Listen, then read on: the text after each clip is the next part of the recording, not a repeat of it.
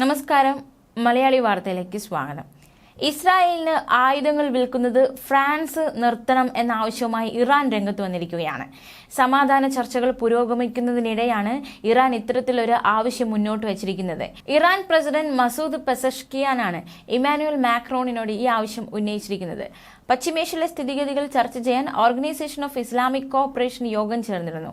സംഘടനയുടെ അധ്യക്ഷനായ ഗാംബിയൻ വിദേശകാര്യമന്ത്രി മംദൌ തങ്കാര വ്യക്തമാക്കുന്നത് ഇപ്രകാരമാണ്: ഹനിയയുടെ കൊലപാതകം കൂടുതൽ സംഘർഷത്തിലേക്ക് നയിച്ചേക്കുമെന്നാണ്. പല രാജ്യങ്ങളും മേഖലയിലേക്കുള്ള വിമാന സർവീസുകൾ താൽക്കാലികമായി റദ്ദു ചെയ്തു. അതേസമയം മറ്റു ചില വിവരങ്ങൾ കൂടി പുറത്തുവരുന്നുണ്ട്. അതായത് ഇസ്രായേലുമായി പൂർണ്ണതോതിലുള്ള യുദ്ധം വേണ്ടെന്ന് പുതുതായി സ്ഥാനമേറ്റ ഇറാൻ പ്രസിഡന്റ് വ്യക്തമാക്കിയെന്നാണ് റിപ്പോർട്ടുകൾ സൂചിപ്പിക്കുന്നത്. ഇക്കാര്യം ഇറാൻ പരമോന്നത നേതാവ് ആയത്തുള്ള ഖമേനിയുമായി ചർച്ച ചെയ്തുവെന്നും റിപ്പോർട്ടുകൾ സൂചിപ്പിക്കുന്നു. വലിയ ആക്രമണങ്ങൾക്ക് തയ്യാറാകുന്നത് പ്രദേശത്തെ ആകെ യുദ്ധത്തിലേക്ക് തള്ളിവിടുമെന്ന ആശങ്ക, അതുകൊണ്ടാണ് ഇത്തരത്തിലൊരു തീരുമാനം എടുത്തിരിക്കുന്നതെന്നാണ് നിഗമനം. ഇതോടെ പ്രതികാരം തൽക്കാലത്തേക്ക് മാറ്റിവെക്കുകയാണെന്ന സംശയവും ശക്തമാവുകയാണ്. പശ്ചിമേഷ്യയിലെ മറ്റു രാജ്യങ്ങളുടെ സഹായത്തോടെ അമേരിക്ക നടത്തിയ ചില ഇടപെടലുകളാണ് ഇറാനെ മാറ്റി ചിന്തിപ്പിച്ചതെന്നും റിപ്പോർട്ടുകൾ സൂചിപ്പിക്കുന്നു. അതേസമയം ഇസ്രായേലിന് തക്ക തിരിച്ചടി നൽകുമെന്ന് ഇറാൻ വിദേശകാര്യമന്ത്രി നിലപാട് സ്വീകരിച്ചിരുന്നു. അതേസമയം ഒക്ടോബർ 7 ആക്രമണത്തിന്റെ സൂത്രധാരനായ പുതിയ ഹമാസ് തലവൻ യഹിയ സിൻവാറിനെ വധിക്കുമെന്ന പ്രതിജ്ഞയുമായി ഇസ്രായേൽ രംഗത്ത് തന്നെയുണ്ട്. കഴിഞ്ഞ ആഴ്ച ടെഹ്റാനിൽ വെച്ച് ഇസ്മായിൽ ഹനിയ കൊല്ലപ്പെട്ടതിന് പിന്നാലെയാണ് യഹിയ സിൻവാറിനെ ഹമാസിന്റെ പുതിയ തലവനായി തിരഞ്ഞെടുത്തത്.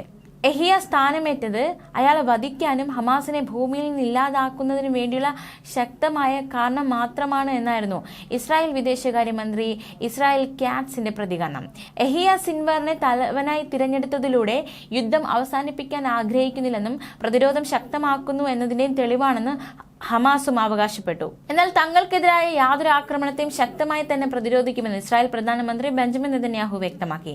രാഷ്ട്രം സർവ്വസജ്ജമായിരിക്കുമെന്നും സൈനിക താവളത്തിൽ നടത്തിയ പ്രസ്താവനയിൽ അദ്ദേഹം വ്യക്തമാക്കി. അതേസമയം മേഖലയിൽ സംഘർഷം വർദ്ധിക്കുന്നത് തടയാനുള്ള ശ്രമങ്ങൾ അമേരിക്കയുടെ നേതൃത്വത്തിൽ നടക്കുന്നുണ്ട്. ഇതിനോടനുബന്ധിച്ച് ജോർദാൻ രാജാവ് അബ്ദുള്ള രണ്ടാമൻ, ഖത്തർ അമീർ Sheikh Tamim bin Ahmad al Thani, Egyptian president Abdul Fattah al Sisi എന്നിവരുമായി പ്രസിഡന്റ് ജോ ബൈഡൻ സംസാരിച്ചിരുന്നു. ഇറാനുമായും ഇസ്രായേലുമായി ചർച്ചകൾ നടക്കുന്നുണ്ട് എന്നാണ് അടുത്ത വൃത്തങ്ങൾ സൂചിപ്പിക്കുന്നത്.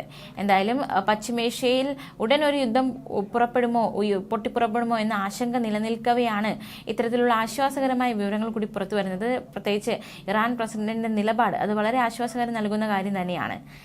ന്യൂസ് ഡെസ്ക്, മലയാളി വാർത്ത.